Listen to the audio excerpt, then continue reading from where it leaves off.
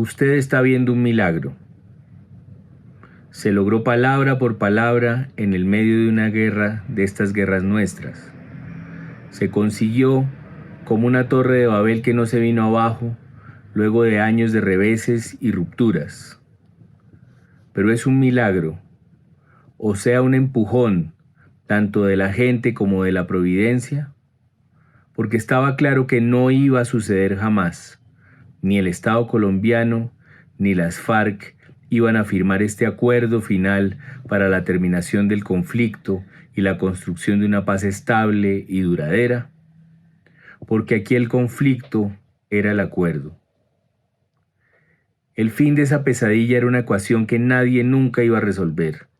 Se daba por hecho el círculo vicioso, la noria de púas de la historia de Colombia. Ciertos terratenientes se armarían y se expandirían a sangre y fuego, y aquella guerrilla extorsionaría y secuestraría. Y el paramilitarismo diría que su horror era una defensa de la patria, y el Estado se ensombrecería y se degradaría como un viejo conocido que un mal día deja de notar que el mal es el mal, y así por los siglos de los siglos. Amén.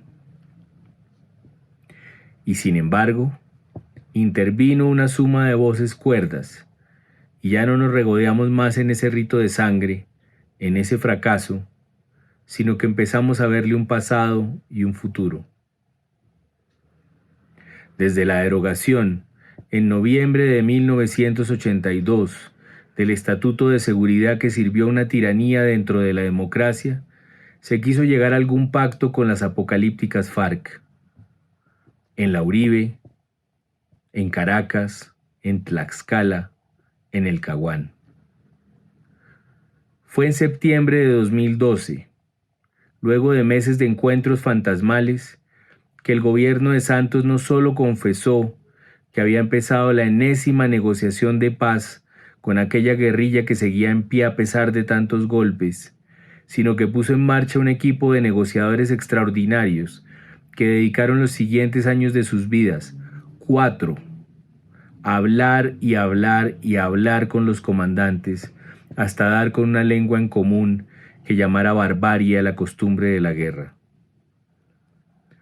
Usted está viendo los acuerdos que se firmaron el 26 de septiembre de 2016 en Cartagena de Indias, pero también está viendo los que se firmaron en el Teatro Colón el 24 de noviembre de ese mismo año bisiesto.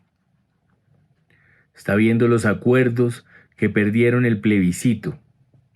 ¿Apoya usted el acuerdo final para la terminación del conflicto y la construcción de una paz estable y duradera? Se le preguntó al pueblo colombiano el 2 de octubre.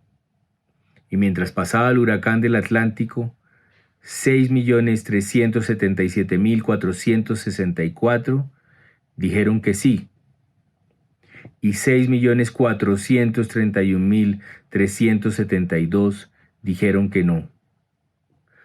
Pero también está viendo los acuerdos que, contra todos los pronósticos, superada una tensa e intensa renegociación, tanto con los líderes de la campaña del no, como con los guerrilleros sentados que ya para ese momento eran defensores de la paz, se firmaron en aquel escenario que alguna vez fue el símbolo de la regeneración, el símbolo de un proyecto monolítico, católico, castellano, militarista, que como cualquier padre severo y obtuso, tuvo que ir abriéndose en el paso del siglo XX al siglo XXI. He debido hablar de 2 milagros. He debido escribir que muy pocas tramas de la realidad tienen 2 giros prodigiosos, y que estos 2 libros son cajas que llevan adentro las ambigüedades y los odios que enrarecen el asunto del conflicto, las protestas diarias de los defensores de la paz que acamparon hasta que los acuerdos fueran firmados, los viajes esperanzados de los 12.925 combatientes que dejaron los fusiles para volver a sus casas, las 69 toneladas de armas y de municiones que las FARC le entregaron a la misión de la ONU, los encuentros para llegar al informe final de la Comisión de la Verdad, las audiencias reivindicadoras de la Jurisdicción Especial para la Paz, los hallazgos reparadores de la Unidad de Búsqueda de Desaparecidos, las historias diarias de las víctimas y los victimarios y los narradores que se van enfermando y a duras penas duermen de tanta compasión. Usted está aquí, en el punto en el que nuestra vieja cultura de paz empezó a volverse una cultura de la terapia, del duelo, que quizás sea la justicia.